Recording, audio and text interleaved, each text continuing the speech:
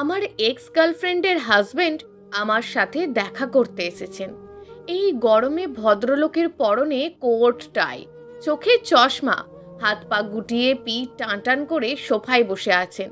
আমি রুমে ঢুকতেই প্রশ্ন করলেন, এসি নাই? জি না। ও, এই শহরের মানুষগুলো এসি ছাড়া বাস করে কিভাবে? ভদ্রলোক প্যান্টের পকেট থেকে রুমাল বের করে ঘাম মুছলেন।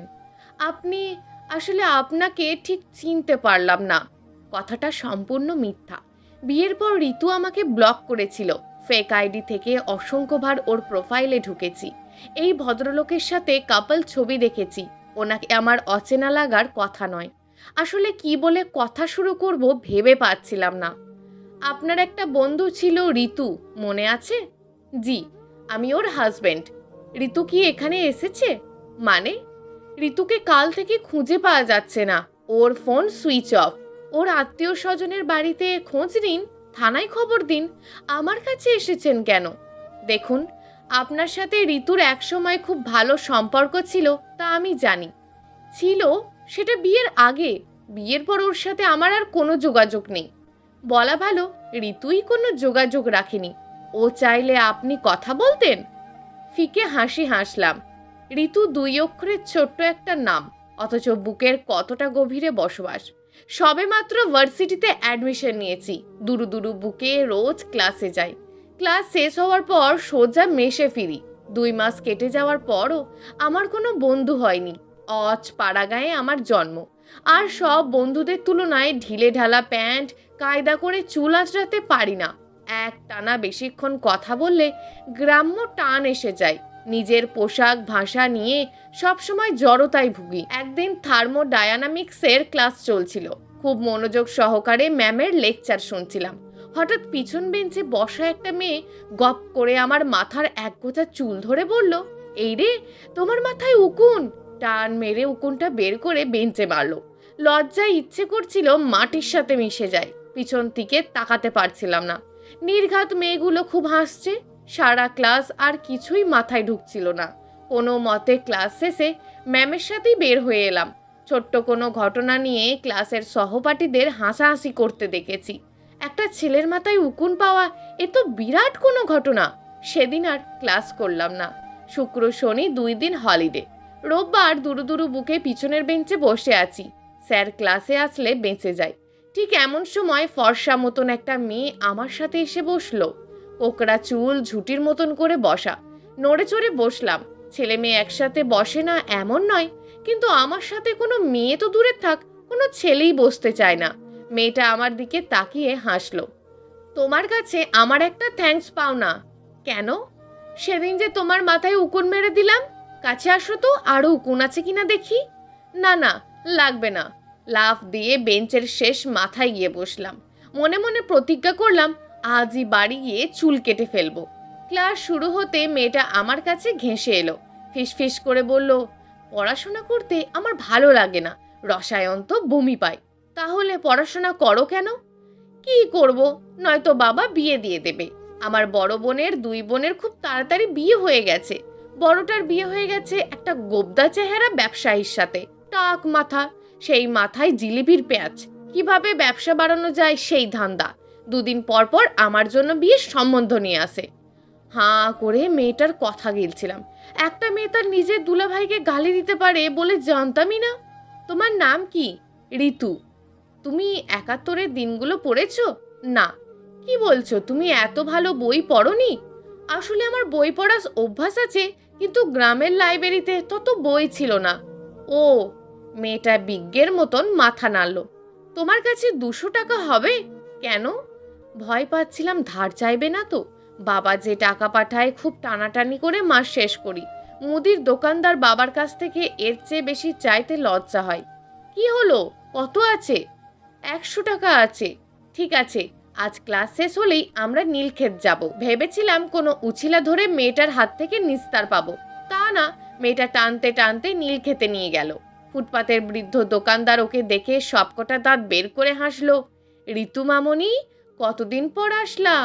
পকেটে টাকা ছিল না। সাথে এটা কে? আপনার নতুন কাস্টমার। ঋতু আধময়লা পুরনো একটা বই নাকে নিয়ে ঘ্রাণ শুকলো। বড় বড় চোখ করে ওকে দেখছি। জানো তো, বই যত পুরনো হয় বোঝা যায় পাঠকের কাছে তার মূল্য ঠিক ততখানি হয়। সেদিন ডজন খানেক বই কিনে বাড়ি ফিরলাম। পুরনো বই, নামমাত্র মূল্যে দাম। অর্ধেকটা ঋতু দিয়েছে, অর্ধেকটা আমি। মেয়েটা চলে যাওয়ার পর লক্ষ্য করলাম মানিব্যাগ শূন্য, হাতে গোটা কয়েক বই, কিন্তু হৃদয় জুড়ে প্রশান্তি রেখে গেছে। কি ভাবছেন? ভদ্রলোকের প্রশ্নে বর্তমানে ফিরে এলাম। কিছু না, আপনি চা কফি কি খাবেন বলুন। ভাই, আমি আপনার কাছে সময় কাটাতে আসিনি। আপনি সত্যি বলছেন ঋতু আপনার কাছে আসেনি? জি না, আপনার মতন বিত্তবানকে ছেড়ে আমার মতন বাউন্ডুলের কাছে আসার কথাও না। মেয়েরা সুখ খুঁজে নিতে জানে। মিলন সাহেব মানে ঋতুর হাজবেন্ড হাসলেন। মেয়েদের মন কখন কি চায় তারা নিজেও জানে না। বই মেলা ঘুরে ও আপনার প্রকাশিত বইয়ের কয়েক কপি কেনে, পরিচিত জনদের বই গিফট করে গল্প করে। আপনি ওর ঘনিষ্ঠ বন্ধু ছিলেন, এতে অন্যায় তো কিছু দেখছি না। যখন আমার বই বের হতো না, লোকে আমায় চিনতো না, তখনও ঋতু আমার লেখা খুঁটিয়ে খুঁটিয়ে পড়তো, পড়ে মন্তব্য করত। মেয়েটা বই পড়তে ভালোবাসে। বই পড়া যত সব ঢং। কোনো বিয়েতে, বার্থডে পার্টি, কোথাও যেতে চায় না। আমার আত্মীয় স্বজন কারোর সাথে মিশতে পারে না। আনকালচার একটা। অন্য কেউ ঋতুর নামে এমন মন্তব্য করলে কড়া ভাষায় জবাব দিতাম, কিন্তু মিলন সাহেব ঋতুর হাজবেন্ড। স্রষ্টা ঋতুর প্রতি আমার সমস্ত অধিকার কেড়ে নিয়েছে। সেটা আপনাদের পারিবারিক ব্যাপার, আপনারা সলভ করবেন। জি, সেই চেষ্টাই করছিলাম। মাঝখান থেকে ঋতু উধাও। আজ উঠি, এটা আমার কার্ড। ঋতুর কোনো খোঁজ পেলে আমাকে জানাবেন। মিলন সাহেব দরজা পর্যন্ত চলে গিয়ে আবারও ফিরে এলেন। কিছু মনে করবেন না, আপনার বাসাটা ঘুরে দেখতে পারি? আমার এক্স গার্লফ্রেন্ডের হাজবেন্ড আমার বাসা ঘুরে দেখতে চাইছেন। হতবম্ব হয়ে দাঁড়িয়ে আছি। মিলন সাহেব আমাকে পাশ কাটিয়ে ভিতরে ঢুকে গেলেন। বেডরুম, কিচেন, বাথরুম কিছু খোঁজা বাকি রাখলেন না। ব্যাচেলার থাকি, অগোছালো বিছানার চাদর, নোংরা রান্নাঘর। তা হোক, আমি তো আর জানতাম না যে সকাল সকাল কেউ আমার বাসার তল্লাশি করতে আসবে। উনি পাশে এসে দাঁড়িয়ে সিগারেট ধরালেন। চোখের সামান্য জড়তার চিহ্ন মাত্র নেই। একা থাকেন? জি না, আমার আর এক বন্ধুর সাথে থাকি। একা এত বড় বাসা ভাড়া দেওয়ার পয়সা নেই। সে কোথায়? অন্য শহরে গেছে। ঠিকানা দেব, গিয়ে খুঁজে দেখবেন আমি আপনার স্ত্রীকে লুকিয়ে এসেছি কিনা। আপনি কিন্তু আমাকে অপমান করছেন, আর এতক্ষণ আপনি যা করলেন তা ন্যায়সঙ্গত কাজ? মিলন সাহেব চশমা খুললেন। টকটকে লাল দুটি চোখ, চোখের নিচে প্রশস্ত কালির ছাপ। কত রাত ঘুমান না কে জানে। ঋতু যে আমার জন্য কি তা আমি বলে বোঝাতে পারবো না। ভদ্রলোক আমাকে আর কিছু বলার সুযোগ না দিয়ে হন হন করে বেরিয়ে গেলেন। উনি চলে গেলে সোফায় শুয়ে চোখ বন্ধ করলাম। আশ্চর্য ব্যাপার, কত বছর হলো ঋতু আর আমার স্বপ্নে আসে না। চোখ বন্ধ করে দেখতে পাই না কোকড়ানো চুলের একটা ফর্সা মেয়ে হাত নেড়ে গল্প করছে। এক টানা অনেকক্ষণ কথা বলার পর হাঁপিয়ে উঠেছে। নাকের ডগায় বিন্দু বিন্দু ঘাম।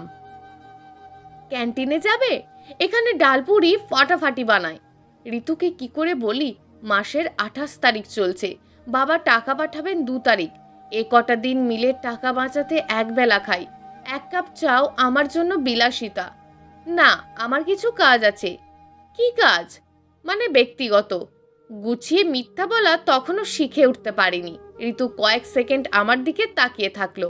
আসো আমার সাথে। কোথায়? ঋতু কথা না বাড়িয়ে রিক্সা নিল। আমি রিক্সা নিচ্ছি ঠিকই, কিন্তু তুমি রোজ হেঁটে যেতেই পারবে। তোমার মেস থেকে 10 মিনিটের হাঁটা পথ। কোথায় যাব? তোমার এসএসসিতে রেজাল্ট ছিল কি? জিপিএ বললাম। আমার ফুপি জিজ্ঞেস করলে বলবে এসএসসি ইন্টারে 2টাই A+। আর দেশের বাড়ির কথা জিজ্ঞেস করলে বলবে বিষয় সম্পত্তির অভাব নেই। নেহাত তুমি নিজের পায়ে দাঁড়াতে চাও আর আমার রিকোয়েস্টে টিউশন পড়াতে এসেছো, বুঝেছো? বুঝলাম, কিন্তু এতে মিথ্যা বলার দরকার কি? ঋতু হাসলো। আমার ফুপু টাকা না থাকলে মানুষকে মানুষ বলে মনে করে না। ছেলে প্রাইভেট টিচারদের 2টো টোস্ট বিস্কুট আর 1 কাপ চা এমনভাবে ছুঁড়ে দেয় যেন ভিখারিকে খাবার দিচ্ছে। আবার মাসে কদিন পড়াতে আসবে না তা হিসাব করে টাকা কেটে রাখবে। শহরে কয়েকটা বাড়ি, ফুপার বিরাট ব্যবসা, কিন্তু মাসের 7 তারিখ চলে যায়, প্রাইভেটের টাকা দেওয়ার খবর থাকে না। শুধু আমার ফুপা না, আরও অনেকেই এমন। তারা জানে স্টুডেন্টরা দায়ে পড়ে প্রাইভেট পড়াতে আসে, আর ওরা সেই সুযোগ দেয় নাই। এইবারই ঋতুর ফুপু বেশ কর্তি টাইপ চেহারা, সারাক্ষণ পান খান। ঋতু ওর ফুপুর সাথে আমার সম্পর্কের বিরাট গাল গল্প জুড়ে দিল, যেন আমি লাট সাহেবের ছেলে। ঋতু আমার বন্ধু, তাই ওর অনুরোধে পড়াতে এসছি। ছেলেটাকে দেখলাম, দীপ, ক্লাস 9-এ পড়ে, লাজুক চেহারা। নাস্তা এলো, লুচি, আলুর দম, গাজরের হালুয়া, মিষ্টি। ঋতু আমার কানে ফিসফিস করে বলল, এর চেয়ে কিন্তু ক্যান্টিনের ডালপুরি হেব্বি ছিল। দিন গড়ায়, ক্লাসের অন্য সবার সাথে সাথে ধীরে ধীরে বন্ধুত্ব হয়। সবার মতো ঋতুর সাথে আমি তুই তুকারি করতে পারি না। একসাথে বন্ধুরা মিলে জম্পেশ আড্ডা দিচ্ছি, ও এসে ডাকে। বন্ধুরা খোঁচা দিয়ে বলে, যা যা, তোর পেয়ারের মানুষ এসে গেছে।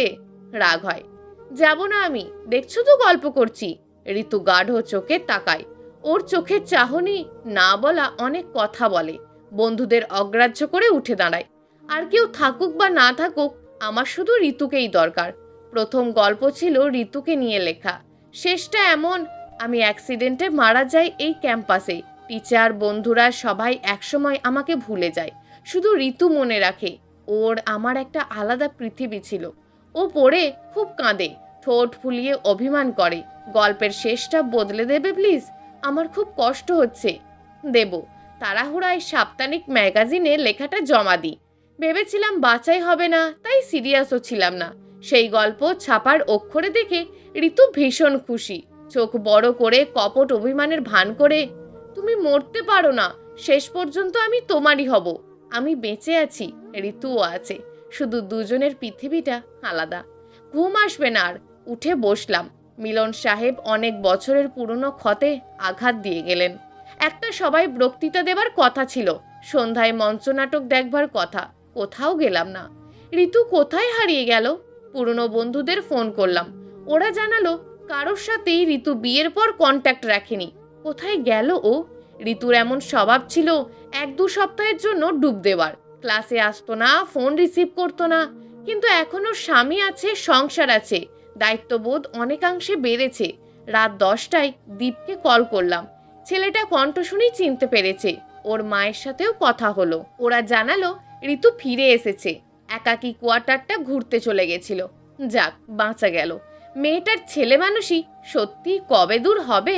পরদিন ঘুম ভাঙলো কলিং বেলের শব্দে। দরজা খুলে দেখি মিলন সাহেব, উস্কো খুস্কো চুল, পরনে শার্ট কুঁচকানো। ঋতু ফেরেনি?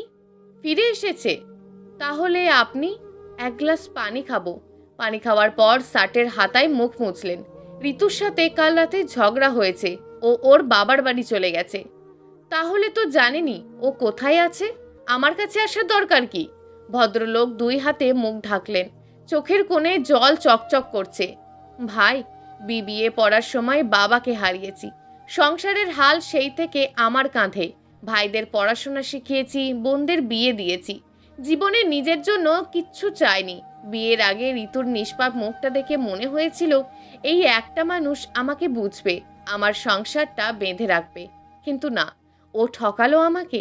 দেখুন, কারোর সবার সাথে কথা বলতে ভালো লাগে, কেউ বই পড়তে, পার্টিতে শাড়ি গহনা গায়ে চড়িয়ে ঘুরে বেড়ানোর চেয়ে কেউ নিজের মতন করে থাকতে আনন্দ পায়।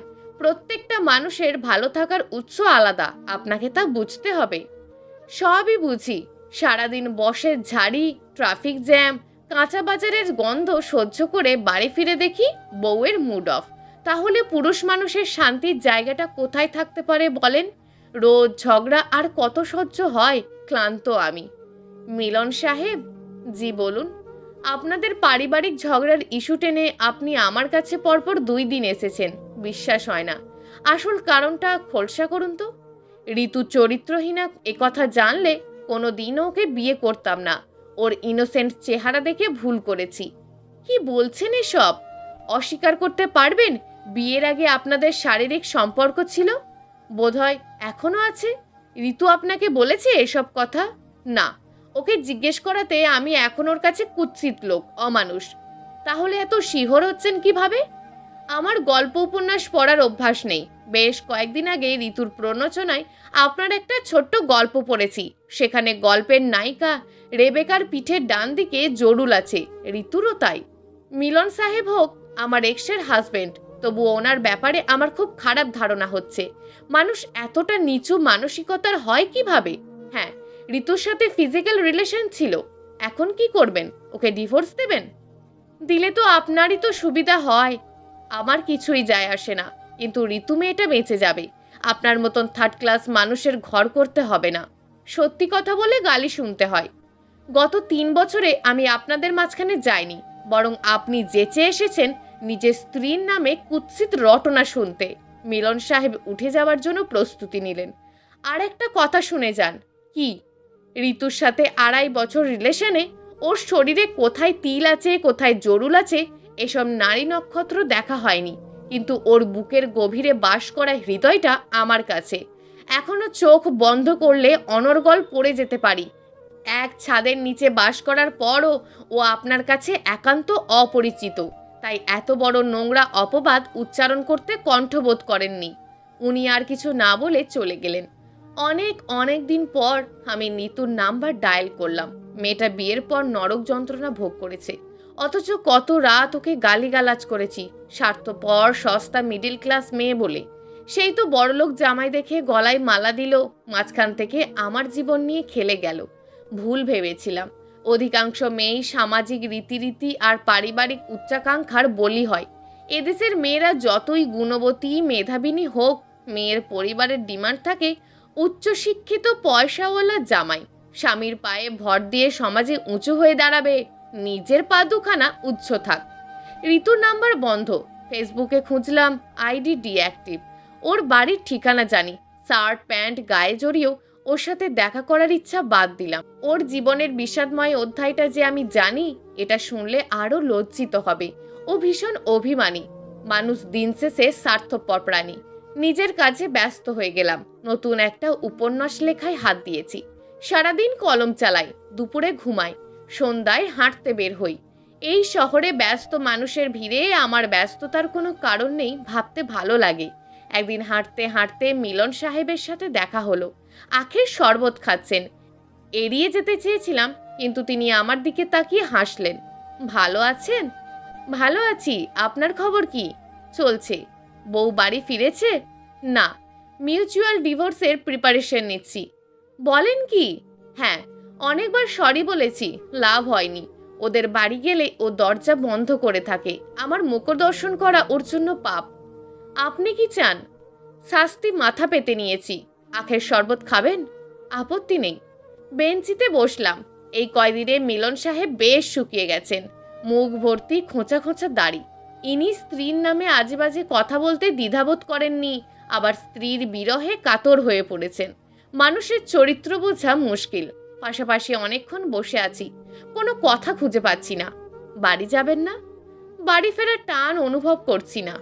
আচ্ছা, আরও কিছুক্ষণ পর নিজেই উঠলাম। আসি তাহলে। যান, ভালো থাকবেন। মিলন সাহেবের সাথে প্রায়ই দেখা হয়, দুজনে আখের শরবত খাই। কিছু মনে করবেন না, আপনাকে একটা কথা জিজ্ঞেস করার ছিল। নিঃসংকোচে বলুন। আপনি লেখালেখি করেন, অনেক মানুষের সাথে চেনা জানা। বলেন তো, এই যুগে কটা প্রেম শারীরিক স্পর্শ ছাড়া গড়ে ওঠে? উত্তর দিলাম না। ভাই, প্রেম ভালোবাসা আমাদের সময়েও ছিল, এখনো আছে, কিন্তু আমাদের সময়ে প্রেমের সম্পর্ক খানিকটা রাখ ঢাক আর আড়ালে মিশে থাকে। একসময় প্রেমিকার হাত ধরতে পারলেই প্রেমিক পুরুষ নিজের জীবনে ধন্য মনে করত।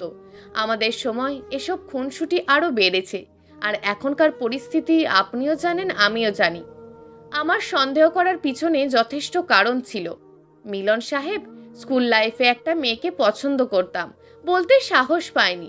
কলেজে একটা মেয়েকে প্রপোজ করার পর রিজেক্ট হলাম। ভার্সিটিতে ঋতু, ওর বিয়ে হয়ে যাওয়ার পর আর কেউ আমার জীবনে আসেনি বললে মিথ্যা হবে।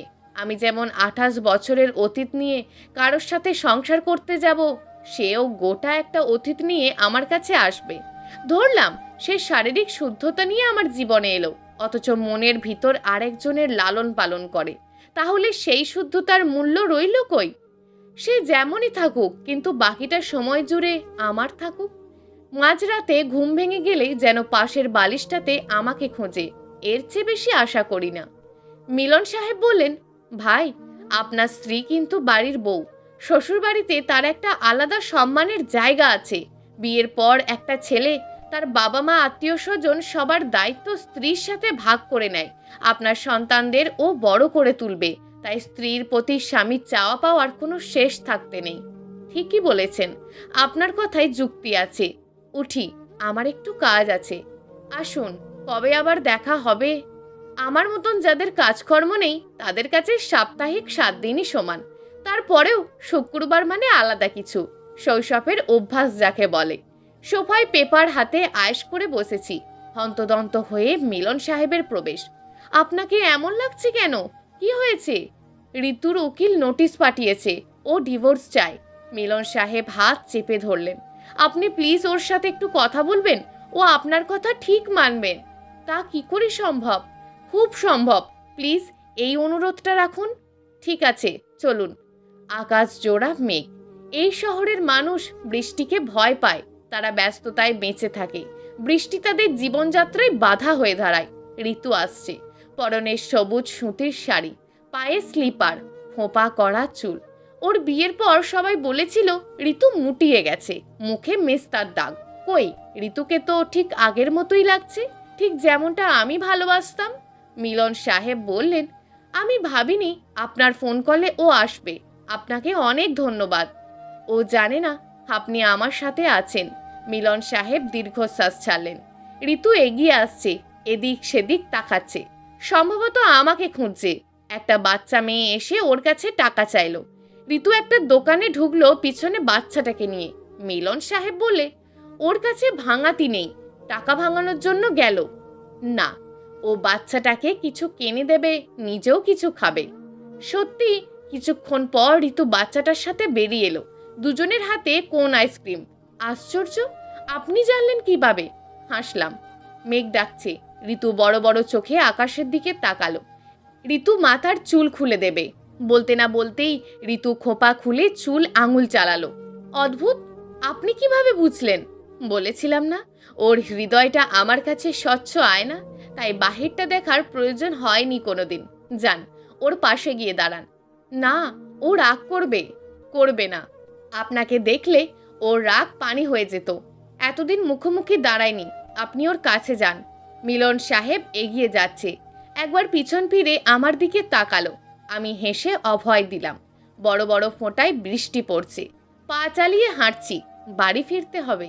আমায় পিছু ফিরে ডাকার কেউ নেই। প্রিয় দর্শক, এই গল্পটা আপনাদের কেমন লাগলো তা অবশ্যই একটি কমেন্ট করবেন।